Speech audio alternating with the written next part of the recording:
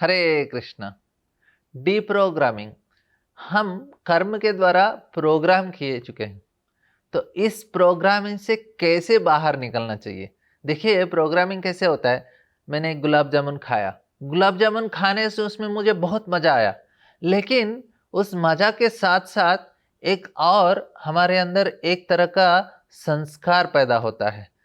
तो वो क्या करता है, अगली बार मैं गुलाब जामुन देखूंगा, तुरंत मेरे मुंह में पानी आने लगेंगे, मेरा इच्छा प्रकट होगा, मुझे और एक खाना है।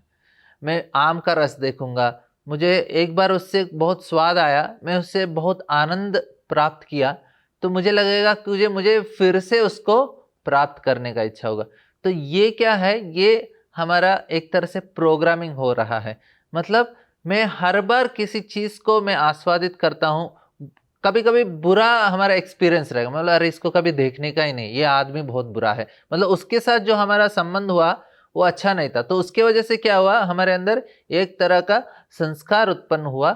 देखिए कार्य में दो चीज होते हैं, एक होता है हम उसके द्वारा आनंद अनुभव करते हैं या कुछ एक्सपीरियंस आता है, कुछ भाव होता है उसमें, तो अच्छा होगा बुरा भी होगा, लेकिन उसके साथ साथ एक संस्कार हमारे अंदर उत्पन्न होते हैं जो निश्चय करते हैं कि हम आगे जाके किस प्रकार से व्यवहार करेंगे। ये होता है प्रोग्रामिंग। मतलब वो ऑलरेडी निश्चित है, अभी मैं फिर से आम का रस देखूंगा तो मैं क्या करूंगा वो ऑलरेडी डिसाइडेड है। क्यों, मैंने ऑलरेडी उसका संस्कार उत्पन्न करके रखा है, अच्छा संस्कार है। हाँ, तो इस प्रकार से देखेंगे हमारे सोच में हम किस चीज़ों को देख के हम प्रोग्राम हो जाते हैं, किस चीज़ को सुन के, किस चीज़ को आस्वादन करके, खा के, और किसके साथ कैसे संबंध में, ये ऑलरेडी हमारा बॉडी एक तरह से एक संस्कार हमारा निश्चय कर रहा है। अभी मैं उसको बदल सकता हूँ कि मैं कैसे बनना चाहता हूँ। नहीं तो ये सारा चीज़ मैं अपने आप को नियंत्रण नहीं किया, मैंने ऐसे छोड़ दिया, तो ये सारा चीज़ मुझे ऑलरेडी डिसाइड कर देंगे, तुम इस प्रकार से करोगे, इस प्रकार से। जितना गहरा हमारा अनुभव होता है उस कार्य से, उस चीज़ से, उस वस्तु के द्वारा, उतने गहरे संस्कार बनते हैं। इसलिए कोई गलत काम करता है उसमें संस्कार बहुत गहरे हो जाते हैं और वो बुरे आदत के रूप में पैदा हो जाते हैं।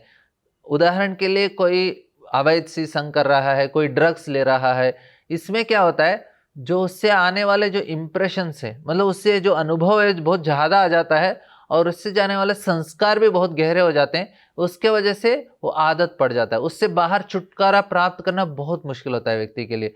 तो ये समझना जरूरी है कि हम किस प्रकार से अपने आप को इम्प्रेशंस देना चाहिए। बहुत अच्छे देंगे, अच्छे लोगों के साथ रहेंगे, अच्छे खाना, अच्छा रहना, अच्छे संस्कार, अच्छे लोगों के साथ रहेंगे, तो उससे क्या होता है, अच्छे संस्कार में हम आ जाते हैं।